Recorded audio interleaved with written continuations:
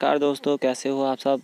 मुझे उम्मीद है कि आप सब अच्छे होंगे। दोस्तों, आज हम बात करेंगे हवाना सिंड्रोम के बारे में। क्या हवाना सिंड्रोम है और कैसे ये हम लोगों को या किसी भी अन्य देश के नागरिकों को असर कर रहा है, और क्या हो सकती है इसके पीछे की साजिश, और कैसे यह सिर्फ पर्टिकुलर कुछ ही व्यक्तियों को असर कर रहा है।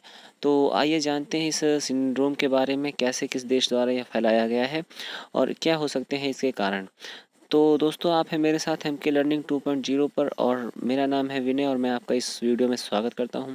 तो दोस्तों, आइए जानते हैं हवाना सिंड्रोम के बारे में। तो दोस्तों, क्या है हवाना सिंड्रोम। अभी हाल फिलहाल में पता चला है कि क्यूबा की राजधानी हवाना में जो अमेरिकी राजदूत यानी डिप्लोमेट्स के जो जितने भी अधिकारी वहाँ पर रहते हैं, चाहे उनका आवास हो या ऑफिस हो, उनको जो है खास तरह की बीमारी हुई है। अब इस बीमारी में होता यह है कि अ, इनके कानों में बहुत तेज़ आवाज़ सुनाई पड़ती है, जिससे शरीर में बहुत बड़ा पैमाने पर जो है परिवर्तन शुरू हो जाता है, और सीधे यह तंत्रिका तंत्र को प्रभावित करने लगता है और मस्तिष्क के अंदर सभी क्रियाओं को उथल पुथल कर देता है, जिससे कि बहुत सारी बीमारियां शरीर को लग जाती हैं, और उससे होता यह है कि पूरे शरीर का नर्वस सिस्टम पूर्णतः प्रभावित हो जाता है। अब यह इसमें लिखा है जैसे हाई एल्टीट्यूड त्रिकोणमिति, पानी के अंदर थोड़ी मिस्टेक हो गई है। यहाँ पर मस्तिष्क के अंदर जाकर मस्तिष्क की सारी क्रियाओं को परिवर्तित करते हैं। तो दोस्तों, हवाना सिंड्रोम में एक हाई एनर्जी, मान लो एक प्रकार से सोनिक सुपरसोनिक साउंड्स जो है कानों में डाली जाती हैं, और इनके इनके अंदर जाते ही हमें जो है अजीब तरह की एक नई आवाज़ सुनाई देती है, जो कि सीधे मस्तिष्क की सभी क्रियाओं को जो है परिवर्तित यानी उथल पुथल कर देती है।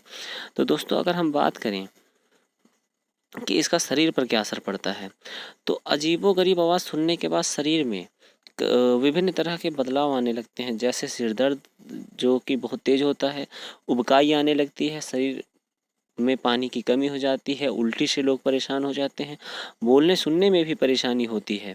तो दोस्तों, ये इसके सामान्य से लक्षण हैं, लेकिन पहले तो शरीर में जो है सामान्य से लक्षण होते हैं, लेकिन जब इसके सिंड्रोम के बारे में पता चलता है तब तक काफ़ी देर हो चुकी होती है।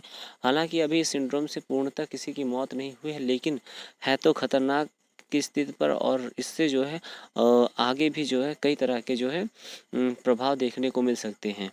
तो इसके बाद हम बात करते हैं क्या है हाई एनर्जी वेपन।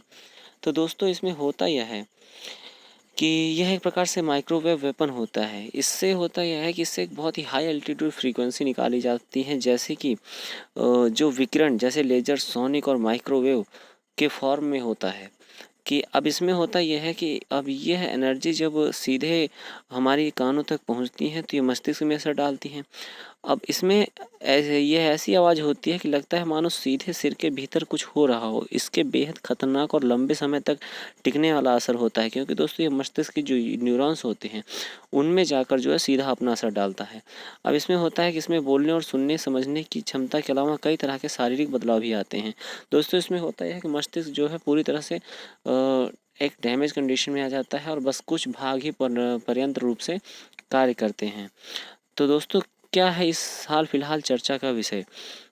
तो दोस्तों, हुआ यूँ कि जो यूएस के जितने डिप्लोमेट्स जो है क्यूबा के हवाना में तैनात थे, तो उनको इस तरह की बीमारी ग्रसित हुई। उनको शरीर में जो है थकान होना, उल्टी आना, उबकाई आना, सिर दर्द होना, इस तरह की सामान्य बीमारी हुई।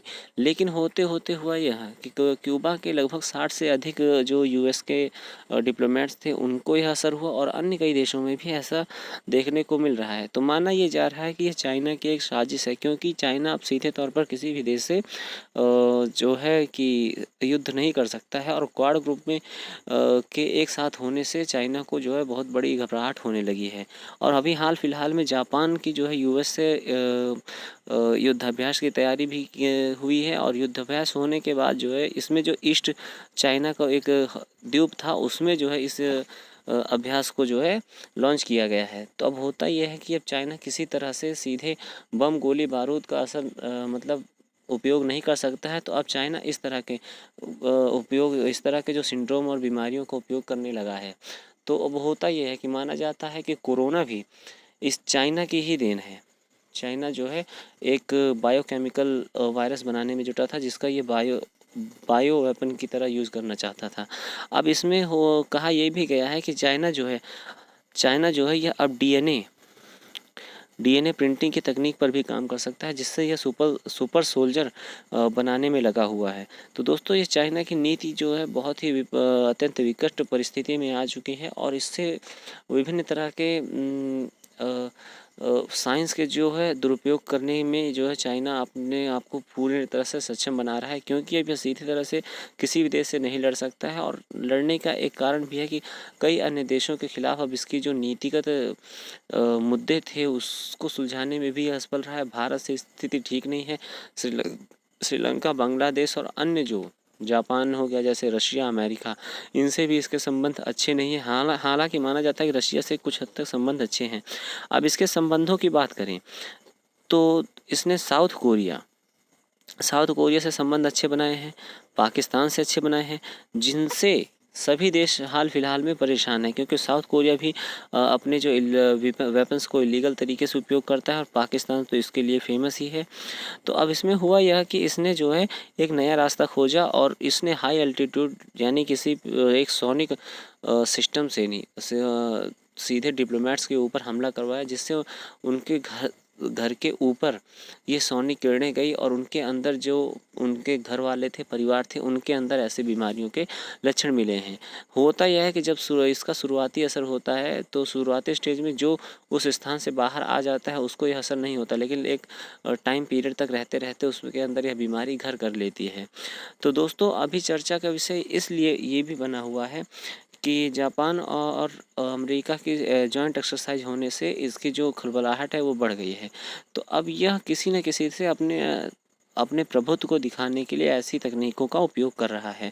दोस्तों, यह वाकई में विज्ञान का जो है दुरुपयोग हो रहा है, और चाइना अगर इसी तरह से अपने आप को जो इस इलीगल साइंस सिस्टम को अगर बेहतरीन बनाने में लगा रहा, तो दोस्तों एक दिन पूरी तरह से हथियारों का यूज़ ना होकर ऐसे वेपन्स का ही यूज होगा। और चाइना जो है, चाहे वो साइबर अटैक के मामले में हो और चाहे इस तरह बायोकेमिकल हथियारों के मामले में अपनी जो है निर्भरता ज़्यादा कर रहा है।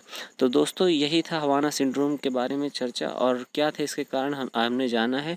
तो दोस्तों, आप बताइएगा हमें वीडियो कैसा लगा। आपका जो सजेशन है वो हमें कमेंट में ज़रूर दें, और अब आपसे विदा लेते हैं। धन्यवाद।